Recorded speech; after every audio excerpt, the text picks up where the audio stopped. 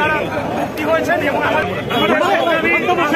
আমাদের সকলের প্রাণপ্রিয় নেতা বীর মুক্তিযোদ্ধা জনাব আব্দুল সালাম, উনি 12টা মামলায় অবৈধ খুনি ফ্যাসিস্ট আওয়ামী লীগ সরকার তার বিরুদ্ধে দিয়েছে। সেই মামলায় উনি জামিন করে হয়তো জেলের বাইরে ছিল, কিন্তু আমরা সকলেই বন্দী অবস্থা দিয়েছিলাম এই সরকারের অত্যাচার, নির্যাতন, হামলা মামলার। এখান থেকে আবার আমাদেরকে ঘুরে দাঁড়াতে হবে।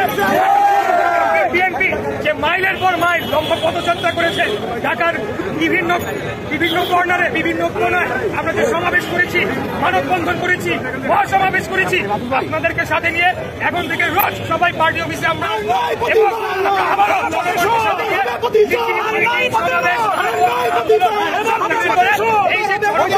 তারিখে ভোট বর্জন করে আমাদের উপরে আস্থা রেখেছে, তার প্রতিদান আমাদের জনগণকে দিতে হবে। আমি আর দীর্ঘায়িত করবো না, কথা তো অনেক হবে, আমি শেষ করে দিতে চাই। শুধু আপনাদের যারা উপস্থিত হয়েছেন আহ্বান জানাবো, এলাকায় এলাকায় আপনারা বার্তা দিয়ে দেন, আপনারাও এলাকায় যান। আমাদের কোনো কাল পিছিয়ে ফিরে থাকার সুযোগ নেই, আমাদের দিকে এগিয়ে যেতে হবে। আমাদের সৌভাগ্য, আমাদের নেতা বীর মুক্তিযোদ্ধা আব্দুল সালাম এবং রফিকুল আলম দুজনে একই দিনে আল্লাহর অশেষ রহমত উপস্থিত হয়েছেন। ইনশাল্লাহ এটাই আমাদের আন্দোলনের শুরু।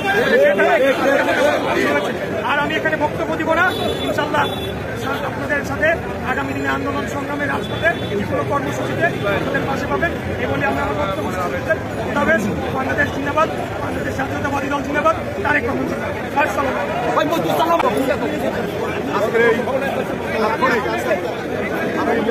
আপনি এখানে এসেছেন, আমাদের নেতা, আমাদের অভিভাবক, ঢাকা মহানগর দক্ষিণ বিএনপির সংগ্রামী আহ্বায়ক বীর মুক্তিযোদ্ধা জনতা আব্দুল সালাম, আমাদের মাঝে উপস্থিত আছেন জনতার মেয়র ইঞ্জিনিয়ার ইশরাক হোসেন, আমাদের যুগ্ম আহ্বায়ক ইউনুস ভাই সহ আমাদের বিএনপির মহানগর নেতৃবৃন্দ, বিভিন্ন অঙ্গ সংগঠনের নেতৃবৃন্দ। বক্তব্য পরে দিব, আমি শুধু একটি কথাই বলতে চাই, আজ থেকে প্রায় 11 মাস পূর্বে এই অবৈধ সরকার আমাদেরকে অন্যায়ভাবে মিথ্যে মামলা দিয়ে বিএনপি নেতাকর্মীদের ভয়ে বিপয়ে আমাদেরকে গ্রেফতার করবে।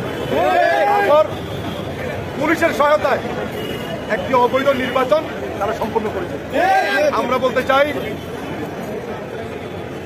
এদেশের জনগণ হেরে যায়নি, বিএনপি হারেনি, হারছে আওয়ামী লীগ, তারা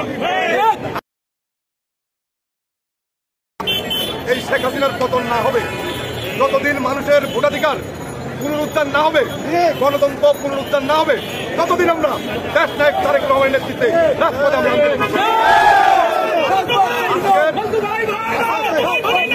আজকের পর থেকেই আবার এই অপশক্তির বিরুদ্ধে আগামীকাল থেকেই আমাদের প্রতিরোধ করার জন্য